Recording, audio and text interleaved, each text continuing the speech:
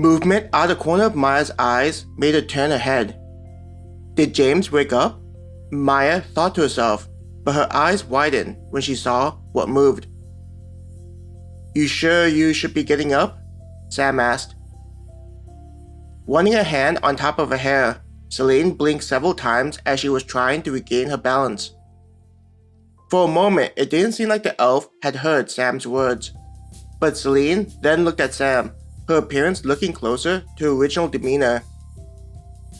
I think I rested enough. I put too much of a burden on the rest of you. Celine apologized. Mim waved a hand to dismiss her concern. As long as you recovered, that's all that matters. His eyes seemed to search for any signs that Celine hadn't recovered. Why don't you come and join us? Sam said in his usual cheerful manner. Smiling softly, Celine gracefully approached their small group. Her eyes flickered to the roasting animals and then to the pots with the stew. Looks like the food is almost ready, Celine said. I think it might be good, actually, Mim said. He looked at Maya and then Kate. Kate nodded. The stew has been cooking for some time. It'll taste better if it keeps going, but it should be delicious enough to eat right now. They slowly got up.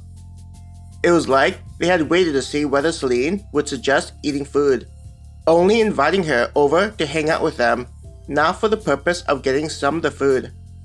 Now that she had shown interest, they could start digging into the items. Maya stood up and stretched. Letting out a sigh, she felt like it was a good break from the serious discussion. Now that food was on her mind, her belly was letting its desires known. She cracked her neck before making her way to her shelter. He's still asleep, Maya thought, checking on James.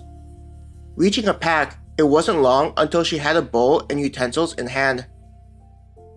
Checking one more time on James, she then headed over to the fire that had the stews. The closer she reached the pot, the more she could smell the aroma of the stew. There was both the strong smell of the horned rabbit and normal rabbits, then the numerous vegetables, and finally the herbs and spices. Being the first one to reach the stew, Maya helped herself to it. Dipping her bowl into the pot, it was quickly filled. When she pulled it out, she licked the stew on the side. The stew was still hot, slightly burning her tongue, but even then, the flavors were welcomed. How did it come out? Kate asked when she reached where Maya was standing. Moving out of Kate's way, Maya said, It's not as good as the guild, but I'd still pay a guild point for it. That good, huh? Kate grinned. Is Peter and the others going to get some? Maya asked. She noticed that Kate had stopped to talk with Peter. Nodding, Kate said, He just wants to walk one more time around the camp. Maya noticed Adam making his way to where they were with a bowl in hand. Are you the first to get to eat? Maya smiled, knowing that they would come one by one in order to not leave the camp exposed to danger. Peter heard my stomach growling and offered to wait. Adam joked. He sniffed the air before saying, At least, if adventuring doesn't work out for us, we could open up a horned rabbit stew restaurant. What do you mean we? Maya pressed her lips together to prevent her from laughing. And your contribution is going to be?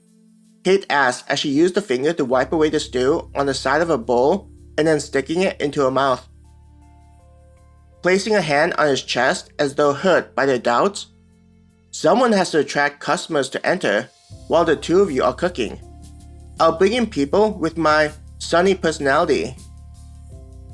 Kate looked at Maya before the two of them rolled their eyes.